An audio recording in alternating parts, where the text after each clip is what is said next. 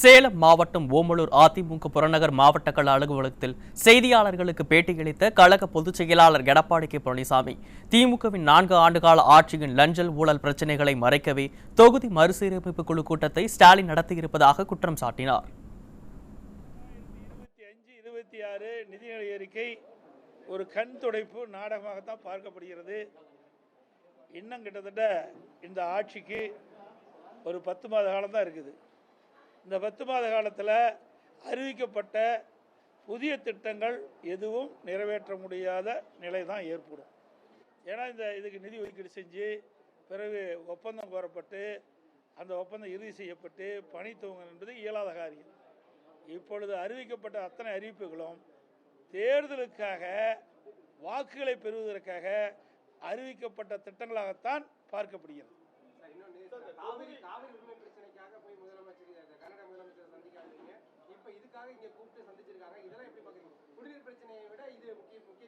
அதாவது தமிழகத்தில் கடந்த 4 ஆண்டு கால திராவிட முன்னேற்ற கழக ஆட்சியில் சட்ட ஒழுங்கு அடியோடு சீர்கெட்டு விட்டது.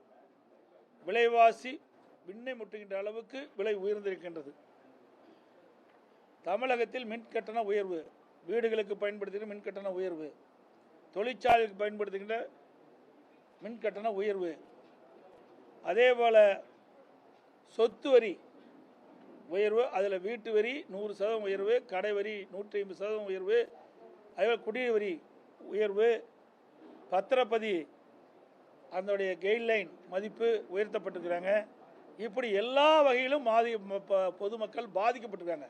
4 ஆண்டு காலம் இந்த ஆட்சியில் மிகப்பெரிய பிரச்சனையாக இருந்து கொண்டிருப்பதெல்லாம் மறைப்பதற்காக இப்படிப்பட்ட ஒரு நாடகத்தை இன்றைய முதலமைச்சர் அரங்கேற்றிருக்கிறார். அப்படித்தான் பார்க்கப்படுது.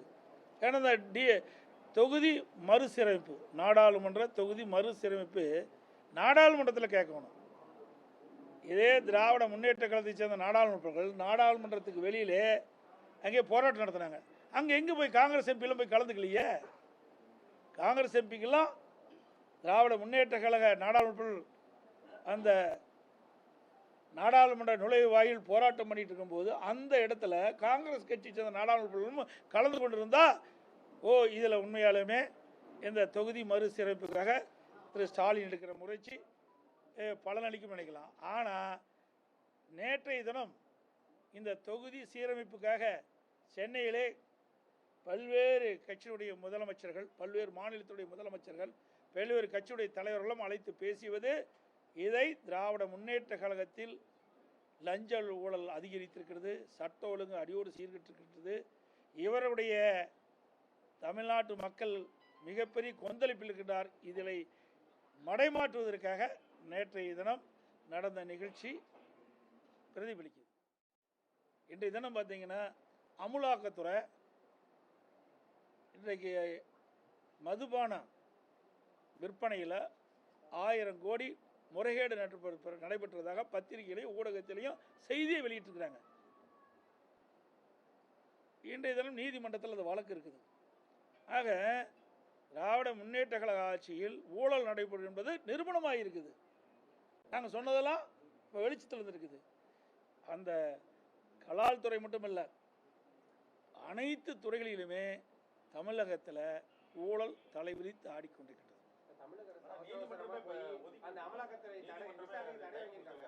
நீதிமன்றம் அங்கே இருக்க வாதங்கள், அது வாதங்கள்ல ஒதுக்கி வச்சிருக்கிறாங்க. அதில் போய் நம்ம உள்ளே போகக்கூடாது. எதுக்காக ஒதுக்கி வச்சாங்க, ஏன் ஒதுக்கி வச்சாங்க அப்படின்னு நம்ம உள்ள நுழையிறது சரியல்ல. ஆக அமலாக்கத்துறை என்னென்ன காரணத்திற்காக ஊழல் நடைபெற்றது என்று பட்டியலிட்டு ஊடகத்தின் வகையில் சொல்லியிருக்கிறாங்க. அதெல்லாம் நீதிமன்றத்தில் அது விசாரணையெல்லாம் தெரியும். தேர்தல் அறிவிக்கப்பட்ட பிறகுதான் ஒரு நிலையாக தெரியும். அனைத்து இந்திய அண்ணா திராவிட முன்னேற்ற கழகத்தை பொறுத்த வரைக்கும் நான் அடிக்கடி சொல்லுகிறேன், கொள்கை என்பது வேறு, கூட்டணி என்பது வேறு. கொள்கை என்பது நிலையானது.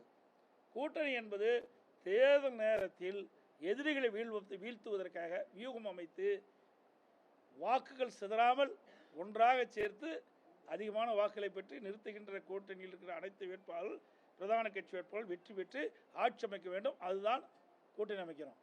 இவர்கள் பர்மனெண்ட் கூட்டணி கிடையாது. திமுக நாங்கள் நிலையாக இருக்கணும் அப்படின்னா எதுக்கு ஒரு கட்சி இருப்பானே, 7 கட்சி அதில் போய் ஒன்றா இருப்பானே, ஒரே கட்சி ஆகிடலாமே. திமுக ஒன்றே இருந்துடலாமே, மற்றெல்லாம் எது கட்சி இருப்பானே.